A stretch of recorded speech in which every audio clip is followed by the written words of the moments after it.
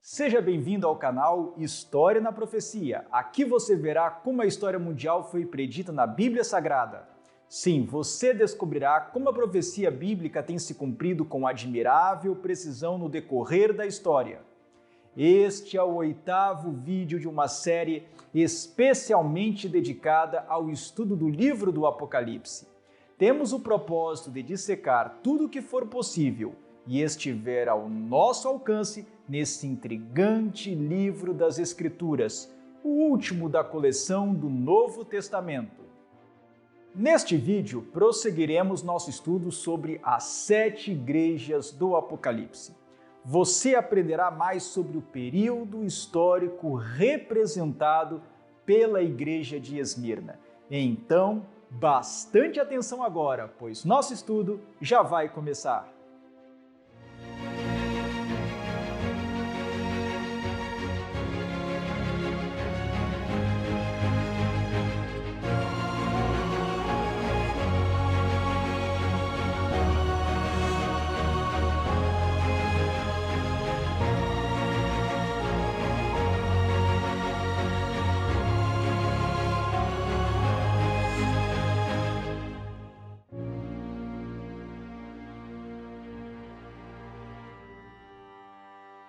Como já foi demonstrado nos vídeos anteriores, as 7 igrejas do Apocalipse representam fases sucessivas da história do cristianismo, desde seu início até o retorno de Jesus.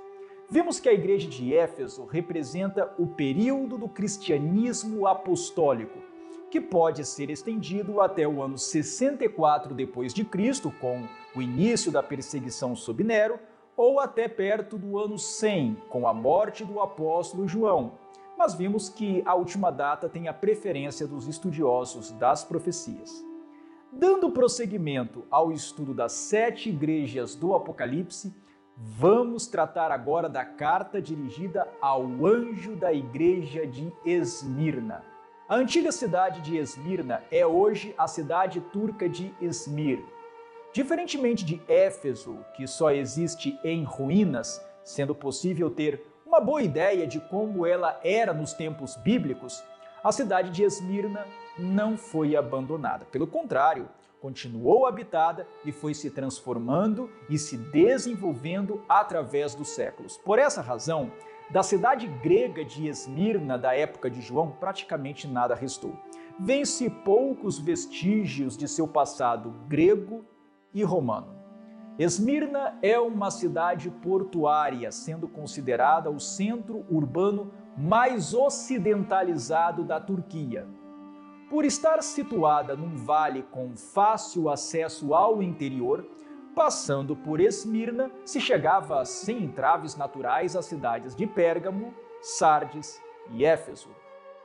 Esmirna disputa com algumas outras cidades a fama de ter sido o local do nascimento de Homero, autor de Ilíada e Odisseia. Ela também traz em seu histórico o fato de ter sido escolhida por Lisímaco, um dos 4 generais de Alexandre, como sua capital. Esmirna foi incorporada à província romana da Ásia em 133 a.C. e 2 séculos depois se tornou um dos centros mais fortes do culto à figura do imperador. Não se sabe quem fundou a comunidade cristã em Esmirna. Talvez tenha sido o apóstolo Paulo ou alguém que se converteu com base em suas pregações, uma vez que Paulo permaneceu por 3 anos na cidade vizinha de Éfeso, ensinando o evangelho na escola de Tirano.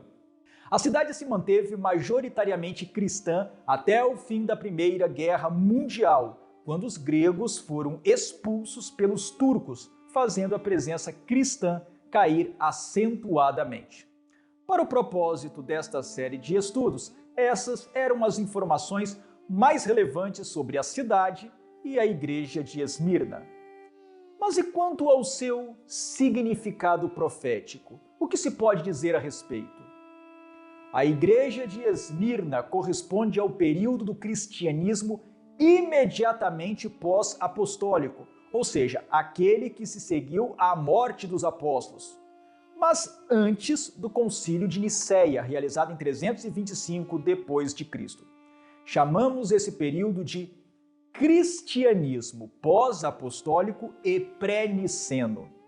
Essa foi a era dos mártires e das tradicionais perseguições gerais do Império Romano contra os cristãos, que, de acordo com Eusébio de Cesareia, foram 10 ao todo, embora isso seja criticado pela historiografia contemporânea. Embora a perseguição não tenha sido ininterrupta durante o segundo e terceiro séculos de nossa era, tendo variado em intensidade e duração de localidade para localidade, todo esse período foi de grande insegurança e risco de vida para os crentes em Jesus. O período de Esmirna pode ser datado até 313 d.C., quando terminou a pior e mais terrível perseguição contra os cristãos, que foi aquela iniciada por Diocleciano.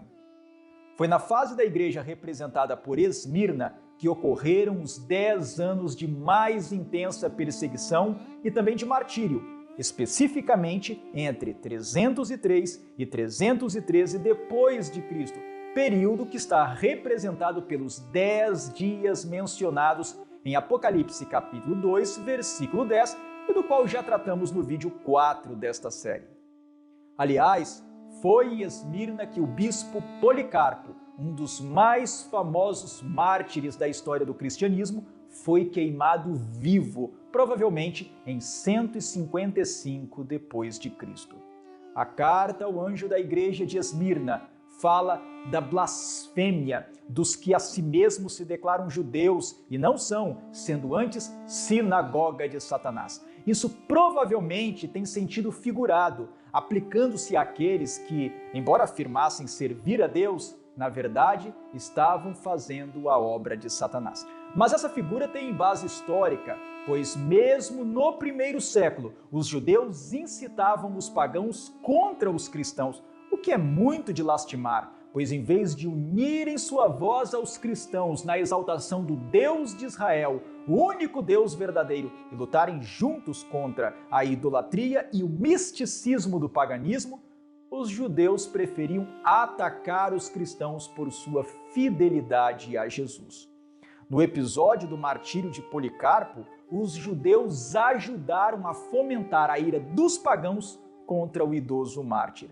Devemos nos lembrar de que, de acordo com o apóstolo Paulo, nem todos os de Israel são de fato israelitas, nem por serem descendentes de Abraão são todos seus filhos, e que se somos mesmo de Cristo, ainda que não tenhamos o sangue judeu, somos descendentes de Abraão e herdeiros segundo a promessa. Então, em síntese, os que se dizem judeus e não são, sendo antes sinagoga de Satanás, constituem todos aqueles que se declaram servos de Deus, mas que, na verdade, estão praticando as obras de Satanás. E, para encerrar este vídeo, é oportuno voltar a Policarpo. A importância da história de Policarpo está em que ele foi um humilde e piedoso líder cristão martirizado justamente no período apostólico. O relato de sua prisão, julgamento e morte aparece numa carta que os cristãos da igreja de Esmirna enviaram para a igreja de Filomélio, na Frígia. De acordo com essa carta, Policarpo foi preso num dia de sábado. Ele foi colocado numa carruagem na qual o chefe da guarda e seu pai tentaram convencê-lo a chamar César de Senhor e a queimar incenso em sua homenagem, o que Policarpo se recusou a fazer.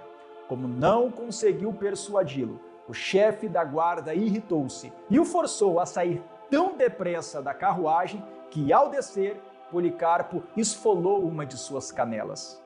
Mas aquele idoso servo de Cristo não se importou e seguiu em frente, sendo conduzido para dentro da arena, à presença do procônsul, o qual tentou persuadi-lo a negar sua fé.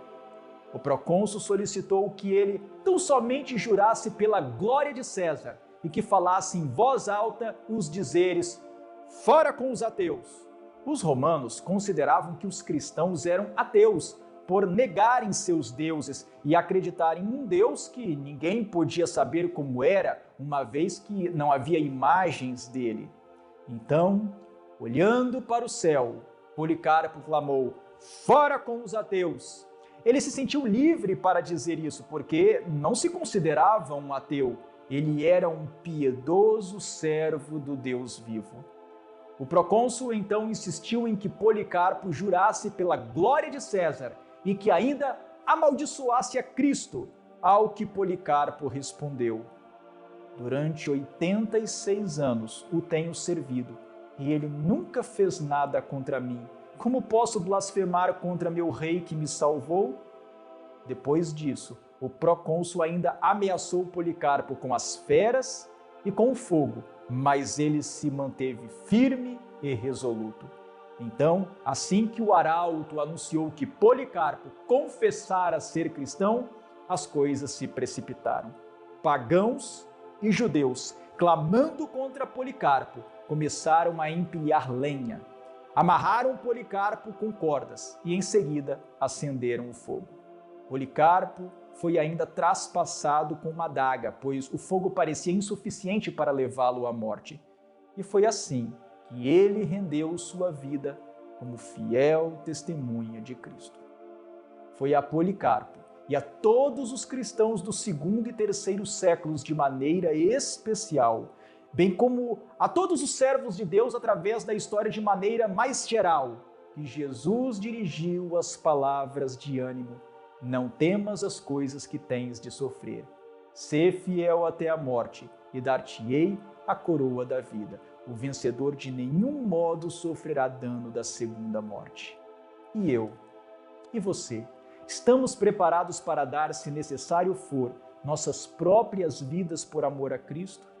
Temos em Policarpo um rico e nobre exemplo a seguir. Ele sim foi fiel até a morte, ele sim receberá a coroa da vida, mas essa coroa também pode ser sua, pois, de acordo com o apóstolo Paulo, ela está preparada para todos aqueles que, sendo fiéis, amarem a vinda do Senhor. E este foi nosso estudo de hoje. Aguardo você em nosso próximo vídeo, que será sobre o período representado pela Igreja de Pérgamo, tempo da institucionalização da Igreja e de sua lamentável acomodação com o mundo. Então, até nosso próximo vídeo. Que Deus o abençoe.